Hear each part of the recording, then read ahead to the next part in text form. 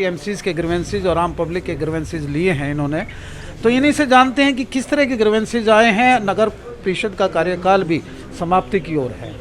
पिछली बार भी आए थे और इस बार भी आए हैं। कुछ स्ट्रीमलाइन हुआ है, वर्क नहीं हुआ है। सर थोड़ा सा फिजिकल जी। स्ट्रीमलाइन कितना नज़र आ रहा है सर आपको वर्क? नहीं, पिछली बार आए थे, इस बार उससे तो शिकायतें मुझे लगता है कम हैं। आज 2-3 तरह की शिकायतें मुख्य रूप से आई हैं। एक तो 20 वार्डों में तो आपका डोर टू डोर कलेक्शन के व्हीकल जा रहे हैं, 7 वार्डों में नहीं जा रहे। पार्षदों की ये मांग है कि उन 7 में भी शुरू किए जाए।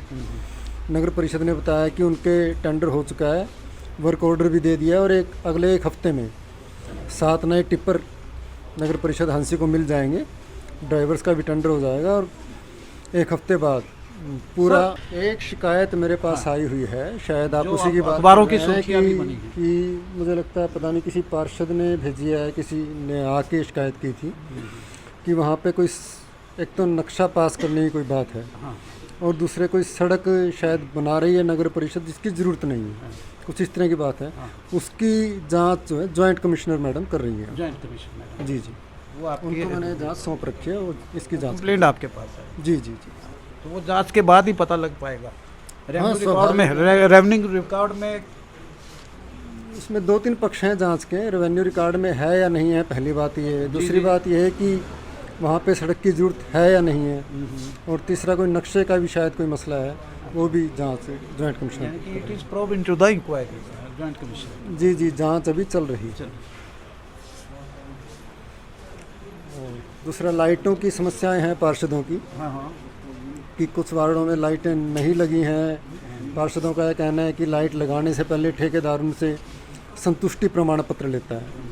वो मैंने नगर परिषद को हिदायत दी है कि इस तरह से जनरल संतुष्टि प्रमाण पत्र नहीं लेना है।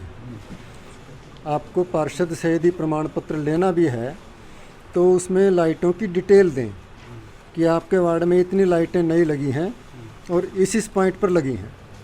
उन पॉइंटों को और उस नंबर को पार्षद वेरीफाई करे कि हाँ जी इतनी लगी हैं और इस पॉइंट पर लगी। सर, परिषद अपने एसेट्स बनाने में बहुत कम रही है। इवन प्रॉपर्टी टैक्स भी नहीं वसूला जा रहा है। ऑनलाइन की यानी कि सारी बंद पड़ी हैं।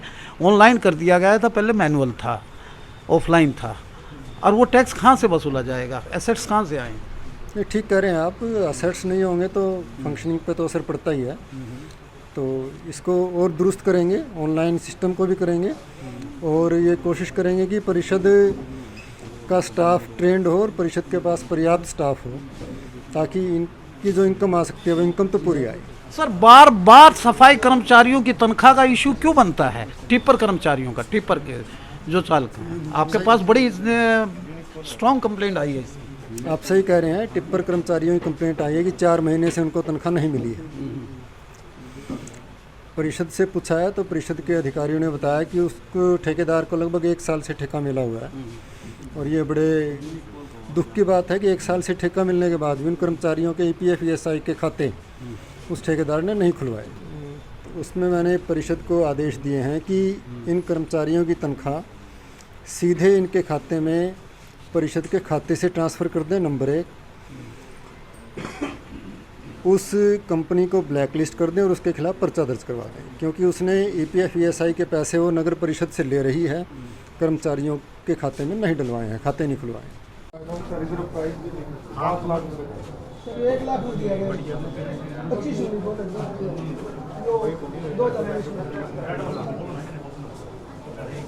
और इसी के साथ ठेकेदार लेने वाला जो फर्म होती है उसी को यूनिपोल और 32 टेंडर लगाने होते हैं, पर ये भी टेंडर नगर परिषद में करवा दी गए हैं, जिसके आगे मैंने दूसरी कंपनी में आपको इनकी पेमेंट पूरी हो गई है। ये भी आधे काम किए, यानी 8 32 सेंटर बनने से 4 बनाए हैं।